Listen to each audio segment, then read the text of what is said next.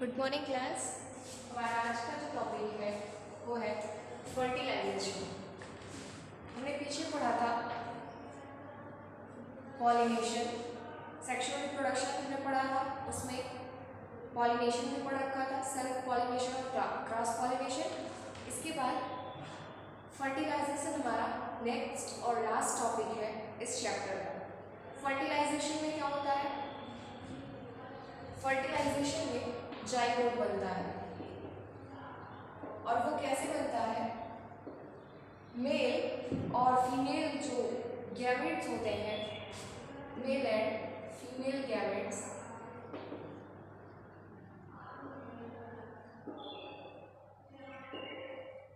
ये जब मिलते हैं तो जाइगोट फॉर्म होता है और इन्हीं के फ्यूजन से जब जाइगोट बनने की जो प्रोसेस होती है वही कहलाती है फर्टिलाइजेशन।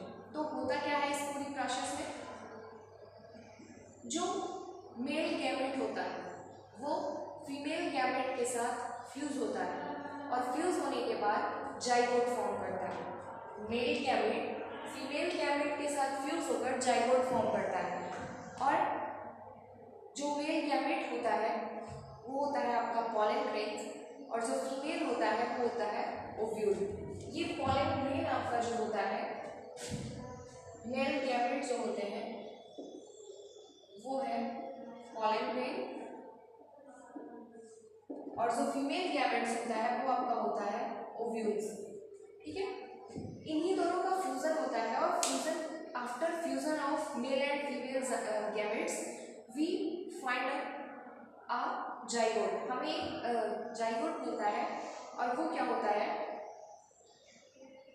प्रोसेस पूरी इसकी कैसे होती है हम आपको बताते हैं। जब पॉलन ग्रेन क्या होता है, स्टिग्मा में गिरता है, ये है आपका स्टिग्मा। जब भी किसी फ्लावर के स्टिग्मा में कोई पॉलन ग्रेन गिरता है तो क्या होता है? वहाँ एक पॉलन ट्यूब होती है। ये जो पतली सी ट्यूब आप देख रहे हैं, ये यहाँ पॉलन ग्रेन होता है। ये जो पतली सी ट्यूब होती है इसको कहते हैं पॉलन ट्यूब और ये आती है ओव्यूल्स में आकर मिलती है। तो जब भी किसी फ्लावर का जो मेल गैमेट्स होता है पॉलन ग्रेन, वो क्या होता है? गिरता है किसी फ्लावर के स्टिग्मा में और वहाँ से पॉलन ट्यूब की हेल्प से पॉलन ट्यूब धीरे धीरे ग्रो करती है और ग्रो करते करते आगे ओव्यूल्स में मिल जाती है और यही पॉलन ग्रेन्स पॉलन ट्यूब के थ्रू रिलीज होते हैं और रिलीज होकर ओवरी में पहुंचते हैं।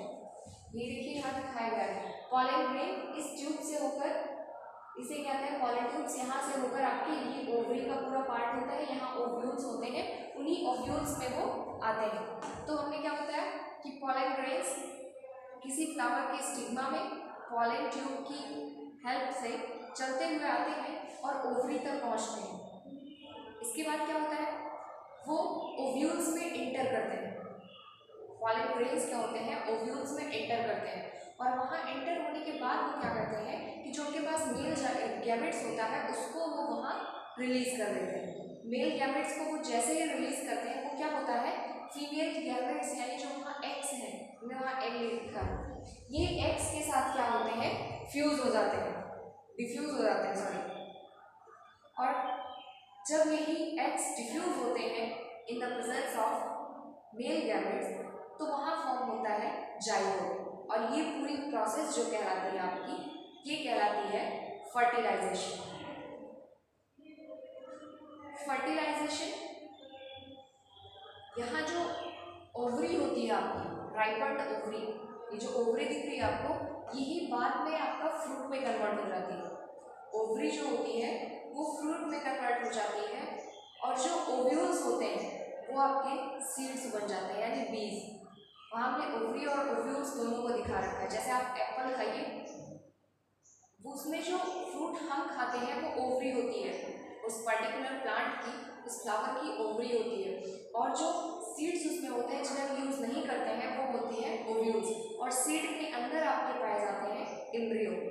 वही एम्ब्रियो जब आप ले जाके कहीं सॉइल में उसी जो सीड्स होती हैं उन सीड्स में एम्ब्रियो पाया जाता है और जब आप उस सीड्स को यानी बीज को ले जाके मिट्टी में कहीं सॉइल में डाल देंगे तो वो जो रिक्वायरमेंट होती है उसके पास न्यूट्रिएंट्स की, जैसे नाइट्रोजन है, फास्फोरस है, इन सबको वो अर्थ से गेन करेगी और गेन करने के बाद क्या होता है, वही सीड धीरे धीरे ग्रो करने लगता है और आफ्टर ग्रो होने के बाद क्या होता है कि जो सीड्स होते हैं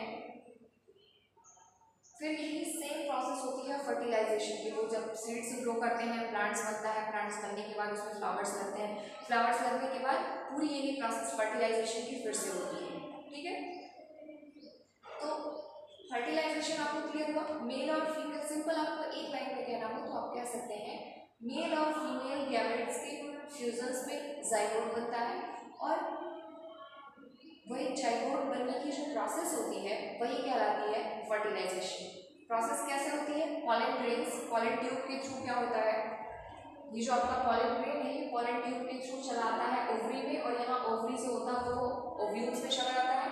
ओव्यूल्स में आपके एग्स पहले से प्रेजेंट होते हैं और वो क्या करता है, जैसे ही पॉलन ग्रेन जो मेल गैमेट्स हमारे पास होते हैं वो ले जाके वो वहाँ ट्रांसफर कर देता है और जैसे वो ट्रांसफर करता है एक्स और मेल गैमेट्स दोनों में डिफ्यूजन हो जाता है और डिफ्यूजन होने के बाद एक जाइगोट बनता है और जाइगोट बनते ही जो फर्टिलाइजेशन की प्रोसेस होती है वो फिनिश हो जाती है। इस प्रोसेस में किसी फ्लावर के जो बाकी पार्ट्स होते हैं वो गिर जाते हैं। ठीक है, किसी भी फ्लावर के जो बाकी पार्ट्स होते हैं वो सब के सब गिर जाते हैं, बस पॉलन ग्रेन्स जिसका यूज होता है फर्टिलाइजेशन में वही रहता है। ओवरी बाद में डेवलप होकर फ्रूट बन जाती है, राइपेंड ओवरी जो होती है वो फ्रूट जनरेट हो जाती है फ्रूट में और जो ओव्यूल्स होते हैं हमारे वो सीड बन जाते हैं, सीड में एम्ब्रियो होता है और हर सीड की एक खासियत होती है, आपने कहीं भी मिट्टी में सॉइल में डाल देंगे तो उसके बाद वो एक नया प्लांट, नया फ्लावर जो है, नया प्लांट या नया ट्री जनरेट कर देंगे। ये तो इतना पूरी प्रोसेस थी आपका फर्टिलाइजेशन। अब यहाँ से नेक्स्ट जो आता है वो है सीड डिस्पर्सल। सीड डिस्पर्सल किन किन चीज़ों के थ्रू होता है ये आपको पीछे बताएगा, लेकिन एक बार फिर से इसको रिवाइज करा देते हैं। ऐसा नहीं होता है कि कोई भी एक प्लांट जो होता है उसको हम किसी एक ही एरिया में उगा सकते हैं, ऐसा नहीं है। जैसे कोई भी एक पर्टिकुलर प्लांट जिसकी सीड्स को हम मिट्टी में डालते हैं तो नया प्लांट जनरेट निकलता है, ऐसा नहीं है कि हम उसे अपने घर पे लगा सकते हैं तो आप उसे अपने घर पे नहीं लगा सकते। वो ऑल इंडिया कहीं भी एक पार्ट में लगा है तो उसको हम दूसरे पार्ट में भी लगा सकते हैं। बस क्या होता है कि मिट्टी जो होती है, जो सॉइल होती है उसकी कैटेगरी कैसी है, मतलब मिट्टी अच्छी है या बेकार है, मिट्टी की गुणवत्ता कितनी है, उसके हिसाब से वो जो ट्री होता है उसकी ग्रोथ थोड़ी सी कम या ज़्यादा हो सकती है। जैसे कहीं बलुई मिट्टी होती है तो उसमें उतना अच्छा प्लांट ग्रो नहीं करता, लेकिन वहीं कहीं उसके अलावा वो दोमट काली दोमट हो तो उसमें बहुत सही प्लांट ग्रो करता है।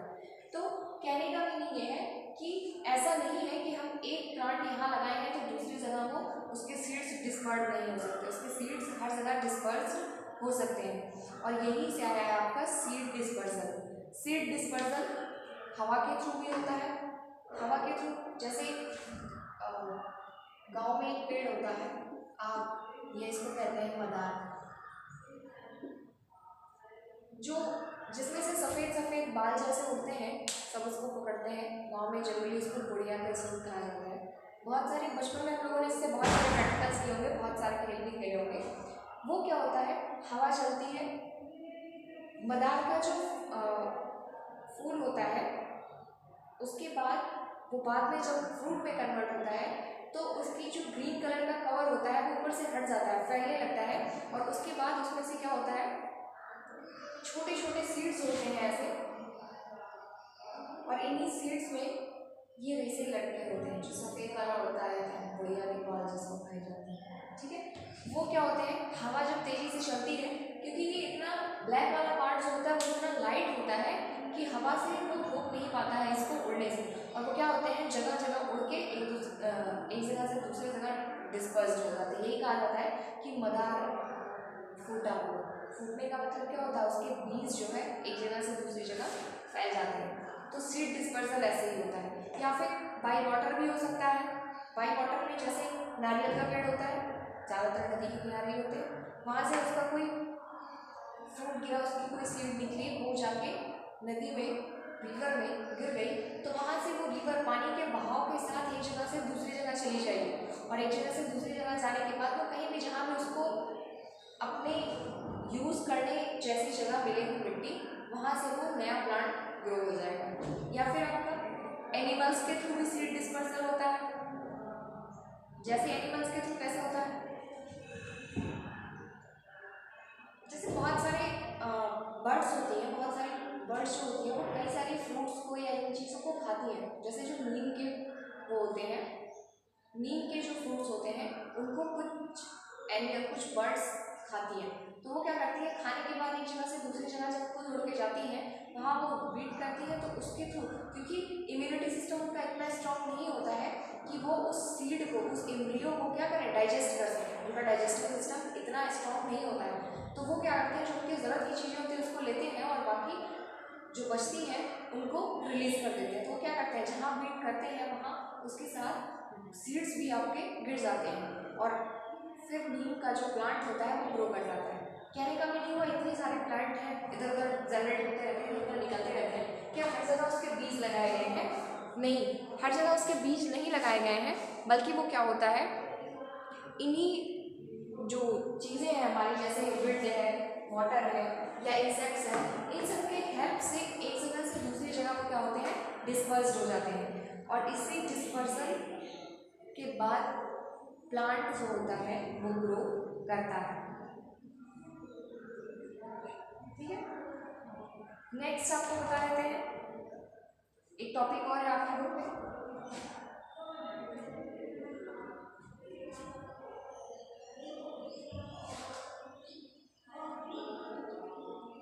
जर्मिनेशन।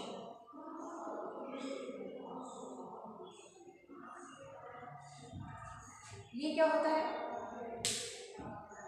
किसी भी प्लांट की जो ग्रोथ होती है वो अगर सीड से होती है तो यही प्रोसेस कहलाती है germination. The growth of any plant from its seed, that is called germination. किसी भी प्लांट की ग्रोथ अगर उसके सीड के थ्रू होती है तो यही पूरी प्रोसेस आपकी कहलाती है जर्मिनेशन। जैसे सब्जियां बोई जाती हैं, क्या करते हैं, बाजार से 5 रुपये 10 रुपये का बीज लाते हैं, उनको थोड़ी सी एक जगह मिट्टी रख के उसमें डाल देते हैं। कुछ टाइम बाद वो सीड अगर ऐसे नहीं होगी, किसी भी चीज़ की सीड है, मान लीजिए ये सीड आपने मिट्टी में लगाई, कुछ टाइम बाद ये ग्रो करेगी, ठीक है, फिर थोड़ा और टाइम आएगा, ये और इसमें से जो निकलने वाले प्लांट की ब्रांचेस होंगी वो और बड़ी हो जाएंगी, फिर आफ्टर सम टाइम इसमें से ग्रो हो जाएगा आपका प्लांट। ठीक है, यही जो प्रोसेस होती है, जिस प्लांट की ग्रोथ उसकी सीड से होती है, ये कहलाती है जर्मिनेशन। ठीक है, स्टेप बाय स्टेप, जैसे आप सब्जियां लगाते हैं, जनरली सबसे इजी एग्जांपल यही है, ज़्यादातर लोगों के घर में सब्जियां खुद से बोई जाती हैं, वहाँ वो लोग क्या करते हैं, उन वेजिटेबल्स की सीड्स को ले जाते हैं, सॉइल में डिप करते हैं और उसके बाद क्या होता है, जब उसको ज़रूरत की चीज़ें उसको मिल जाती हैं, जैसे लाइट है, सनलाइट, वाटर, वो जो अर्थ की रिक्वायरमेंट है, जो प्लांट की रिक्वायरमेंट है कि अर्थ ऐसी होनी चाहिए, अगर ये सारी कंडीशंस उसको मिल जाती हैं तो वो प्लांट बहुत तेज़ी से ग्रो करता है और धीरे धीरे वो उसका सीड बढ़ना शुरू होता है। इसके अंदर का एम्ब्रियो जो होता है, हर सीड के अंदर एम्ब्रियो होता है, वो एम्ब्रियो क्या करता है, अर्थ से जो रिक्वायरमेंट होती है उसके पास न्यूट्रिएंट्स की, उन सबको वो गेन करता है, खींच लेता है और उसके बाद वो धीरे धीरे ग्रो करने लगता है और ग्रो करने के बाद एक नया प्लांट बन जाता है। ये जो पूरी प्रोसेस होती है वही कहलाती है आपकी जर्मिनेशन। और आपका ये सेक्सुअल रिप्रोडक्शन का लास्ट टॉपिक था, इवन इस रिप्रोडक्शन पूरे चैप्टर का ये लास्ट टॉपिक है। आपका ये चैप्टर फिनिश हो चुका है। नेक्स्ट लेक्चर में फिर आगे कुछ और चीज़ें जानेंगे। आज की क्लास में बस इतना ही। Thank you.